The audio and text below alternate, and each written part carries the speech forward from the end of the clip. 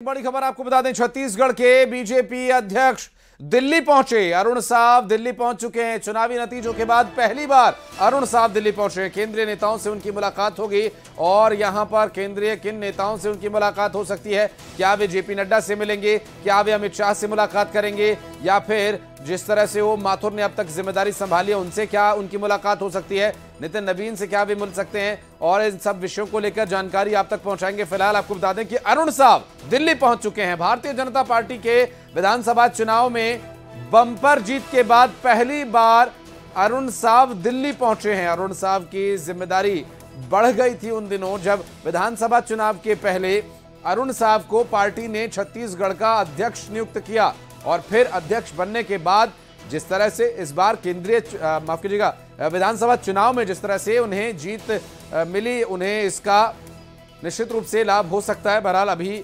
संगठन के लिहाज से जिन बातों का वो जिक्र कर रहे हैं, क्या वही चर्चा वहां पर होगी या फिर जो सीएम फेस को लेकर एक बार फिर से जो सुगबुगाहट है अरुण साव के नाम को लेकर, क्या उन्हें इसका बेनिफिट मिल सकता है? बहरहाल देखना ही होगा। और दिल्ली में इस वक्त अरुण साव पहुंचे हुए हैं। नतीजों के बाद पहली बार दिल्ली पहुंचे अरुण साव केंद्रीय नेताओं से मुलाकात करेंगे। और ये केंद्रीय नेता कौन हो सकते हैं, चेहरा कौन होगा, ये तय करने के लिए क्या अरुण साव दिल्ली पहुंचे बातचीत करने के लिए?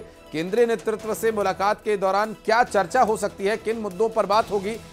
स्वाभाविक है कहीं ना कहीं सीएम पद का विषय हो सकता है। बात करेंगे अशरफ काज़मी, हमारे सहयोगी इस वक्त हमारे साथ मौजूद हैं।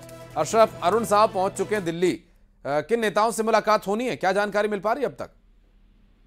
देखिए, यहाँ के गृह मंत्री अमित शाह और पार्टी के राष्ट्रीय अध्यक्ष जेपी नड्डा इनसे समय मांगा है। इसके अलावा उन्होंने केंद्रीय मंत्रियों से भी, राजनाथ सिंह जैसे हैं और दूसरे मंत्रियों से भी मिलने का समय मांगा है। तो वो जो सूत्र बता रहे हैं वो ये कि अभी जो मुलाकात होगी वो शिष्टाचार भंगित होगी। जीत के बाद वो पहली बार दिल्ली आ रहे हैं, इसको लेके चर्चा की जाएगी, शिष्टाचार भी बधाई दी जाए। लेकिन पर्दे के पीछे जो है कहीं ना कहीं आशीष साफ है कि जो मुख्यमंत्री का जो मुद्दा है वो भी कहीं ना कहीं इस मुलाकातों के दौरान हावी रहेगा। किसको मुख्यमंत्री बनना है, कौन मुख्यमंत्री की रेस में है, ये तमाम पहलू स्वाभाविक है अशरफ। और चूंकि चुनाव हो चुके हैं, मैंडेट दे दिया जनता ने, अब एक चेहरा घोषित करना बहुत जरूरी है और अरुण साव दिल्ली पहुंचे तो स्वाभाविक है इस बारे में तो बातचीत होगी। आप नजर बनाए रखिएगा, आगे डिटेल्स लेने के लिए फिर संपर्क करेंगे आपसे। अशरफ काज़मी हमारे सहयोगी दिल्ली से दे रही थी जानकारी, बहुत शुक्रिया आपका। और अगली बड़ी खबर सागर से, जहां पर हार के बाद बीना से बीजेपी के प्रत्याशी महेश राय ने अपनी ही पार्टी के पदाधिकारियों पर गंभीर आरोप उन्होंने लगाए हैं। महेश राय ने जिलाध्यक्ष गौरव सिरोठिया और उनकी टीम पर जानबूझकर हरवाने का आरोप लगाया है। की जिम्मेदारी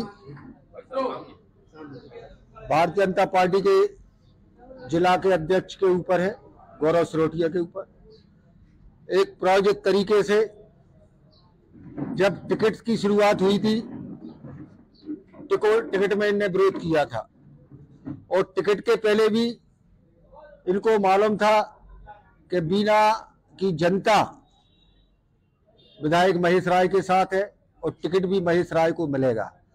इसके पहले संगठन की नियुक्तियों में बीना भारतीय जनता पार्टी की और प्रकोष्ठों की नियुक्तियों में इनने अपने लोगों को बैठाने का काम किया था। उस चीज को लेकर भी मैंने भारतीय जनता पार्टी के प्रदेश नेतृत्व को के जो नियुक्तियां कर रहे हैं, ये ढूंढ के मेरे विरोधियों को इस पर नियुक्ति की जा रही है और ये चुनाव में मेरे लिए नुकसानबंद होगी, इस बात की भी मैंने। और प्रदेश में विधानसभा चुनाव के परिणाम सामने आने के बाद अब कांग्रेस में मंथन का दौर जारी है और इस बीच खंडवा और बुरहानपुर में कांग्रेस की बड़ी हार का असर साफ नजर आ रहा है।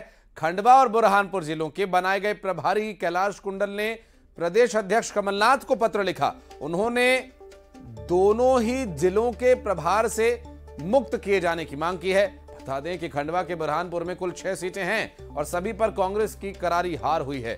कुंडल का कार्यकाल काफी विवादों में रहा है। यहां चुनाव के दौरान कुंडल हटाओ कांग्रेस बचाओ के नारे तक लगाए जा चुके हैं। हालांकि कुंडल अब परिणाम सामने आने के बाद नैतिकता के आधार पर कांग्रेस प्रदेश अध्यक्ष पद से खंडवा और बुरहानपुर जिलों के प्रभारी पद से खुद को हटाए जाने की मांग कर रहे हैं।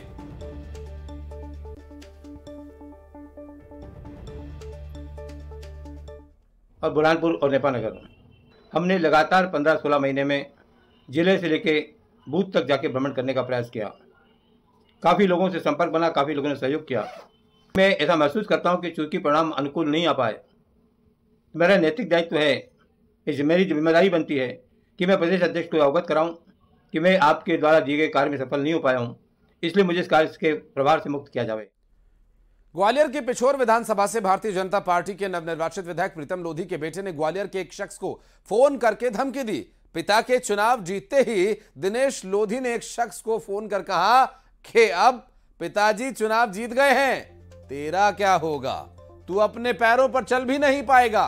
पूरी बातचीत उस शख्स ने रिकॉर्ड की और इसके बाद पुरानी छावनी थाना पहुंचकर एफआईआर दर्ज करवाई है। ये थाना पुरानी छावनी ग्वालियर में एक जलालपुर में एक सिकंदर यादव रहते हैं। इन्होंने एक थाने पे आके शिकायत की थी, एक कॉल रिकॉर्डिंग प्रस्तुत की थी जिसमें दिनेश लोधी करके लड़का है, उसने इनको धमकाया होगा, मारने पीटने की धमकी दी थी। उसने प्रकरण पंजीबद्ध किया है, अब इसको विवेचना में लिया।